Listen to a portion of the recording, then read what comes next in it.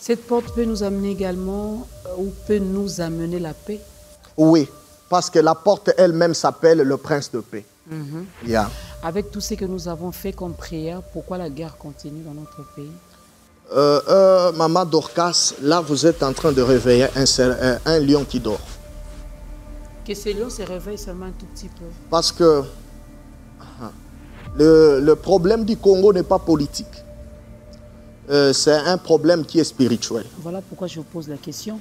J'ai vu, excusez-moi, je veux juste compléter ma question. Oui. J'ai vu les serviteurs de Dieu que vous représentez aujourd'hui sur ce plateau organiser des nuits de prière, de rencontres de prière.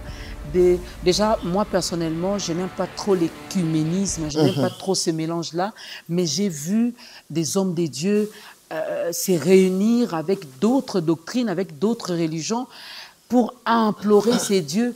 Mais ce prince de paix qui est Jésus-Christ, apparemment, un Quinois dirait à Obetabiso 12. Vous savez, Maman Dorcas, quand la promesse est grande, le combat aussi sera grand. Okay. Ce que le Congo traverse, le Congo n'est pas le premier pays à traverser des moments de guerre. Avant nous, l'Afrique du Sud a connu l'apartheid. Ça, c'est l'histoire. Même les États-Unis a été colonisé par l'Angleterre, si je ne me trompe pas. C'est-à-dire, étant sur la terre, on ne peut pas échapper ça. Et pour reconnaître qu'il est le prince de paix, il faut qu'il y ait la guerre qu'il va finir, afin que nous puissions reconnaître qu'il est le prince de paix. Bientôt 30 ans, cette guerre. Oui, même la servitude d'Israël avait pris plus de 400 ans, ils sont arrivés jusqu'à 430 ans. L'Éternel connaît les délais de la délivrance du Congo. Okay. Mais vous devez savoir que pour traiter la maladie du Congo, nous ne devons pas la traiter seulement politiquement, seulement sur le plan militaire. Il faut d'abord comprendre l'histoire spirituelle et prophétique de notre nation. Beaucoup de gens ne savent pas que le Congo est dans la Bible. Beaucoup de gens ne savent pas les promesses que nous avons, nous Congolais, dans la Bible. Est-ce que vous pouvez nous lire Ésaïe 18? Rapidement, qu'on nous lise Ésaïe 18. Pourquoi? Parce que, Maman Dorcas, je parle que le Congo, son problème est spirituel, parce que si nous arrivons à traiter ces problèmes spirituellement, tout ce qui est physique sera résolu.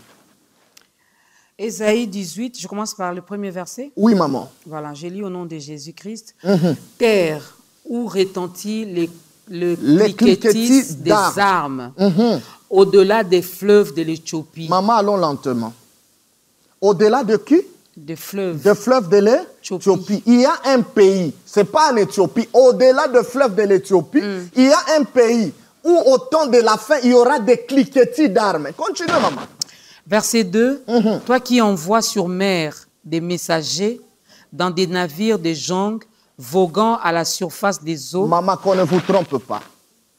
Ici au Congo, on peut manquer l'administration, par exemple. On peut manquer l'organisation. Mais au Congo, nous avons des messagers de la parole de Dieu. Je suis d'accord avec vous. Un Congolais, même s'il est aventurier, entre guillemets, quand il te prêche l'évangile, il y a la différence entre les Congolais et les autres nations. Va observer. C'est la promesse. Nous sommes des messagers. Nous sommes envoyés sur le mer, les eaux. Apocalypse 17, 15. Les eaux que tu as vues, Jean, ce sont les foules, les langues, le peuple et les nations. Nous avons la promesse, nous sommes partout. Allez, messagers rapides. C'est Esaïe qui annonce des choses pour notre nation. Continue, maman. Allez, messagers rapides vers la nation forte et vigoureuse. Depuis qu'elle existe. Continuez, je complète la lecture. Vers ce peuple redoutable depuis qu'il existe, nation puissante et qui écrase tout, et dont le pays est coupé par des fleuves. À part le Congo, au-delà des fleuves de l'Éthiopie, si Esaïe ne parlait pas de notre nation, montrez-moi un autre pays, les géographes. Montrez-moi un autre pays. Si le Congo n'est pas dans la promesse de Dieu, montrez-moi un autre pays qui est découpé par les fleuves. Continuez, il y a une autre réalité qui montre que le Congo est dans la Bible. Verset 3. Vous tous habitants du monde. Tous habitants du monde. Observez la bannière. Habitants de la terre. Voyez la bannière qui se dresse sur les montagnes et écoutez la trompette qui sonne. Écoutez la trompette qui sonne dans ces pays-là, la parole. Ces pays-là, la connaissance. Continuez, maman. Car ainsi m'a parlé l'Éternel. Ainsi m'a parlé l'Éternel. Je regarde tranquillement de ma demeure par la chaleur brillante de la lumière et par la vapeur de la rosée au temps de la chaude moisson. C'est autant, Maman Dorcas, autant, la moisson c'est quoi? Jésus dit laissez le blé et l'ivraie grandir ensemble. Au temps de la moisson, je viendrai séparer. C'est-à-dire, au temps de la chaude moisson, c'est un temps où les choses ont déjà mûri. Donc, c'est avant l'enlèvement de l'Église. Nous attendons la chose de moisson. Voilà la promesse qui se cache avant l'enlèvement de l'Église par rapport au Congo. Continuez, maman. Verset 5. Mais avant la moisson, quand la pousse est achevée, quand la chaleur devient un raisin qui mûrit, j'ai dit ça. Il coupe les sarments avec des serpes, il enlève, il tranche les cèpes. Continuez. Ils seront tous abandonnés aux oiseaux de proie de montagne. Nous sommes abandonnés aux oiseaux des montagnes, les cadavres des Congolais à Goma. Nous sommes abandonnés, nous n'avons pas d'appui, nous n'avons pas de soutien. Nos corps sont abandonnés aux oiseaux. Esaïe avait déjà vu ça. Nous sommes abandonnés. Qu'on ne vous trompe pas, ces nations qui nous promettent, ils sont en train de nous distraire. Nous sommes abandonnés aux oiseaux. Et vous continuez, ce sont quel genre des oiseaux?